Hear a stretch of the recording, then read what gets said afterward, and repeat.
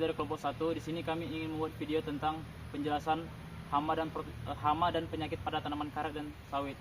Adapun kelompoknya yang pertama, Saya M. Taufik Erin Rahman. Saya Tommy Wijaya. saya Luis Immanuel Nebaho. Saya M. Aksan Erlian. Saya Ahmad Syarial.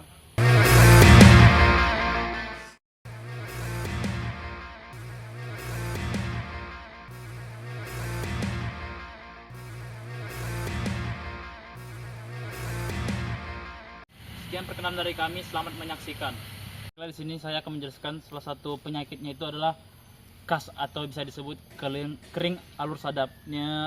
Kering alur sadap ini biasanya bukan disebabkan oleh enzim ataupun patogen lain, tapi lebih disebabkan karena eksploitasi lateks yang terlalu berlebihan pada tanaman karet, sehingga tanaman karet itu kurang baik dalam penyembuhan batangnya lagi, sehingga mengalami tonjolan-tonjolan seperti ini yang menyisakan di batang tanaman karet, sehingga pada saat tanaman karet akan dilakukan penyadapan lagi, daya karetnya itu daya lateks yang dihasilkan itu kurang karena tanaman karet tadi itu seperti contohnya sudah mengalami penyakit ataupun terkena dipaksa untuk terus tumbuh. Nah, biasanya tanaman karet yang kering ini lebih sering terjadi pada tanaman karet yang lebih tua, karena jelas kalau tanaman karet yang lebih tua itu kan masa penyembuhan atau masa regenerasi dari batang itu lebih lama. Sekian dari saya, terima kasih. Rayas del Sol, saya Rayas del Sol. Berapa tidak beda? Nah, pada kali ini saya akan menjelaskan penyakit kanker batang pada tanaman karet. Jadi gejala utamanya itu ada seperti yang dilihat pada batang ini, terdapat benjolan-benjolan dan benjolan ini akan berubah menjadi luka seperti yang ada terlihat di batang ini. Terus penyakit ini disebabkan oleh jamur Fusarium sp, dan cara penanggulangannya atau pencegahannya itu bisa dengan aplikasi fungisida, terus dengan sanitasi lahan dan juga pemilihan bibit yang unggul.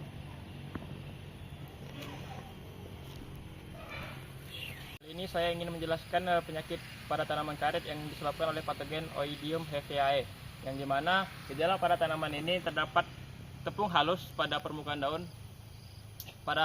daun tua, yang dimana dapat menyebabkan gugur daun. Patogen ini dapat menyerang pada semua fase tanaman karet, baik juga tanaman yang menghasilkan ataupun tanaman yang belum menghasilkan. Untuk pengendalian pada tanaman ini dapat diberikan pupuk ekstra untuk awal musim hujan dan akhir musim hujan.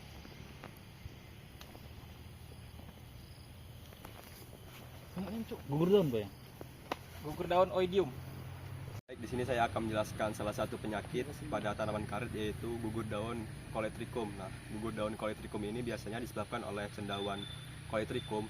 Nah, cendawan ini biasanya menyerang pada musim hujan atau dengan curah hujan yang tinggi, karena cendawan tersebut menyukai kelembapan yang tinggi.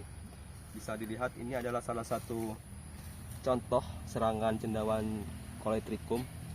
Biasanya ditandai dengan adanya bercak coklat hingga ada lubang pada daun tanaman karet. Nah, jika dibiarkan, itu tanaman karet akan mengalami penurunan hasil produksi bahkan bisa mencapai 40%. Untuk pengendaliannya itu kita bisa menggunakan fungisida, kemudian bisa menanam bibit yang tahan akan cendawan, kemudian kita bisa jangan membiarkan bibit itu terlalu lembab. Di sini saya akan menjelaskan tentang penyakit jamur akar merah. Jadi jamur akar merah merupakan penyakit yang biasa menyerang tanaman-tanaman perkebunan seperti karet, teh, kelapa sawit, sengon, dan mangga. Penyakit ini sangat umum terjadi di Indonesia yang berada di daerah tropis. Nah, berikut contoh dari penyakit jamur akar merah.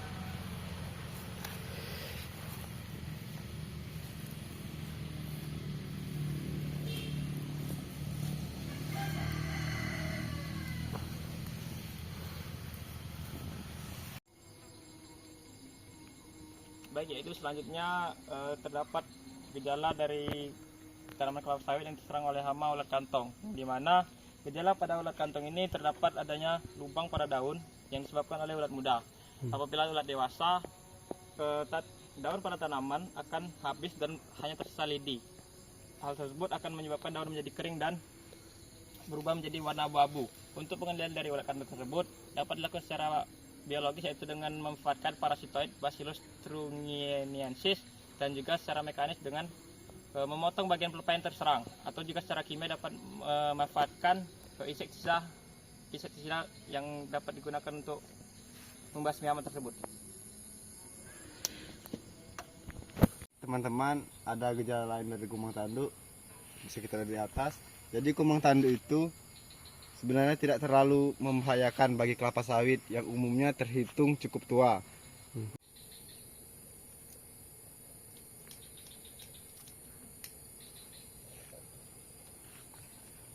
Baiklah, di sini saya akan menjelaskan salah satu hama yang menyerang pada penyakit kelapa sawit. Itu bisa kita lihat terdapat lubang di sini di daun-daun sawit ini. Itu disebabkan oleh ulat api atau Setora nites ya. Pada awalnya ulat itu akan singgah pada bagian permukaan daun dari tanaman kelapa sawit. Kemudian ulat betinanya itu akan bertelur pada daun dan dapat menghasilkan sebanyak 300 sampai 400 butir telur dengan ciri-ciri telur itu berwarna kuning dan berbentuk pipih. Itu telurnya itu terdapat di bagian sini, di belakang daun ini tadi, sini seperti yang kuning-kuning ini. Nah, lalu ketika larva menjadi ulat, biasanya ulat akan membentuk kloni dan memulai adaptasi pada bagian bawah daun, seperti telur tadi juga, dan pada perlahan hingga nantinya akan disisihkan pada bagian atas daun. Nah, ambang ekonomi paling banyak dari hama ulat api itu bernilai rata-rata sampai 5 sampai 10 ekor. Pelepah tanaman itu juga bisa berumur, yang terserang penyakit ini berumur 7 tahun atau lebih ke atas, atau bisa sekitar 5 ekor atau untuk tanaman yang lebih muda. Cara penggunaannya itu menggunakan larva Trichoderma sp.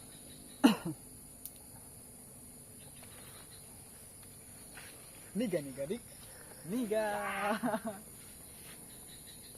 Tinggal bawa topik. Bawa rayel sudah.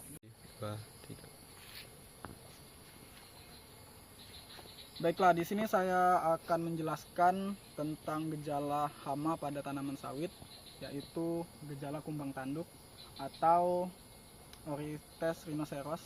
Jadi di sini dapat kita lihat bahwa gejalanya itu berbentuk daun V, bekas gigitan V yang terletak pada pelepah daun. Biasanya itu terdapat di ujung atau di tengah-tengah daun. Dan untuk pengendaliannya itu kita bisa menggunakan feromon dan juga insektisida langsung kepada pelepah yang terserang.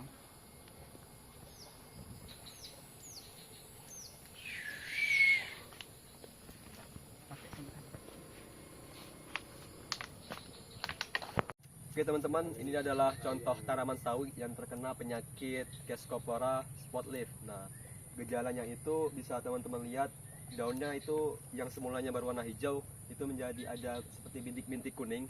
Kemudian jika sudah parah itu daunnya ini akan menjadi kering.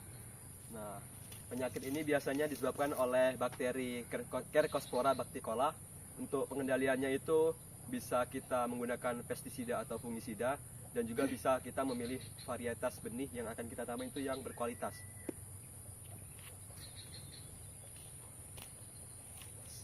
Sekian video dari kami, terima kasih.